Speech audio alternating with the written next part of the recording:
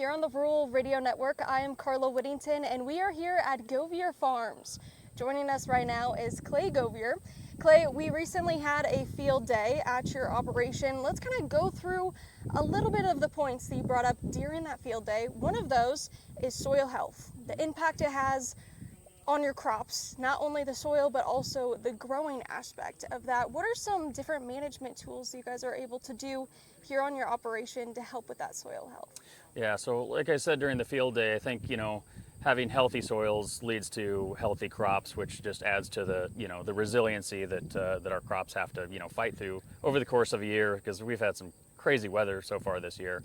But yeah, some of the practices that we use, just reduce tillage, a lot of cover cropping, and I would say finding fertilizers that are a little bit more friendly to the soil, and then ways to reduce the amount of nitrogen that we use on the farm as well.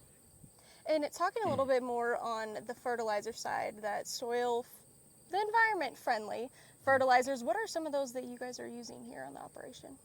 Well, so I think a lot of it is more organic based. So sometimes we use some like fish or kelp type of amino fertilizers, and just not your standard nitrogen applications. We split applications a lot, so we kind of spoon feed our crops throughout the year, which I think is a relatively common practice. But some farmers still apply a lot of the majority of their nitrogen up front, and then that leads to a lot of potential for nitrogen leaching nitrates into the water.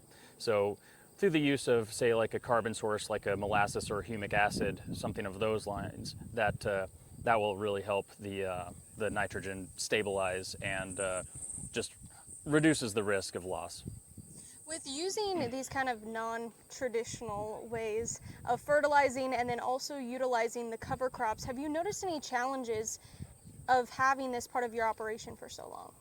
Well, anytime you're changing your practices, it might add a little different level of complexity, I guess, or another level of management that you'll need to kind of be aware of. So, depending on the growing conditions. So if you're using a cover crop and there's not a lot of moisture, say like this spring was really, really dry, your cover crop can use up what little bit of moisture that we actually have. So understanding the timing of termination or just proper ways to manage that, I think is pretty important. So, knowing somebody that understands and has experience with cover cropping schemes is, I think, pretty important.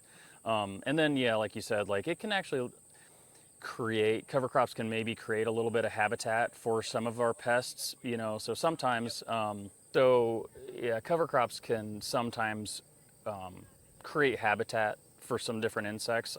If you have a lot of, like, say, rye in the fall and in the spring, I've seen a lot more, let's say, grasshopper and even cricket pressure that you don't normally see in just a regular corn soybean rotation.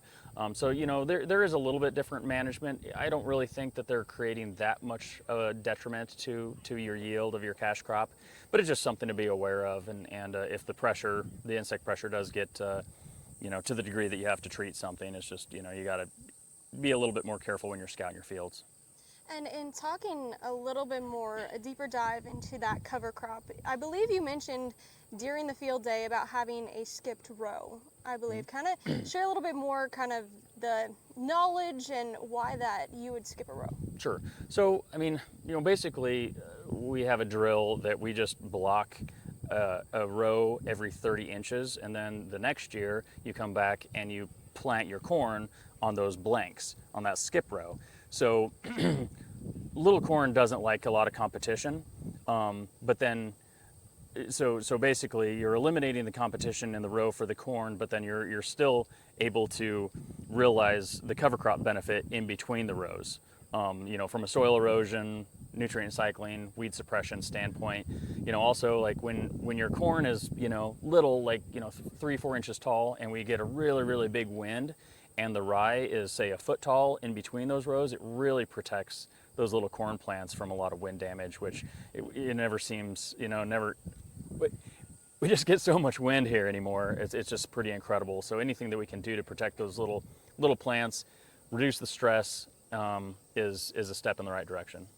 And in wrapping up our conversation today and talking about also having the corn in there with your cover crops, towards the end of the season, there's quite a few producers out there that put cattle on their stocks during the colder months. What does that kind of look like when you have a cover crop already in there? Have you seen any changes or challenges when putting cattle out on there to try and get those corn heads that might be a little bit more covered up by the cover crop?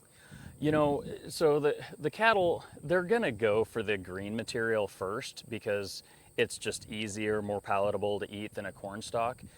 So, you know, what I have seen is cattle will just, they'll really clean up most of the cover crop first, and then, you know, they'll just kind of keep eating, and then they'll find those ears, because, you know, most cows, if they've been on corn stalks before, they kind of know what they're looking for.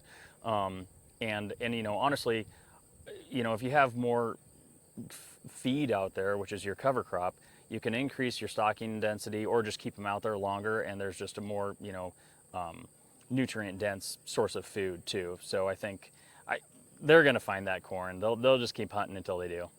Well, thank you so much for joining us and sharing a little bit more about your operation that's here near Broken Bow. Sure thing.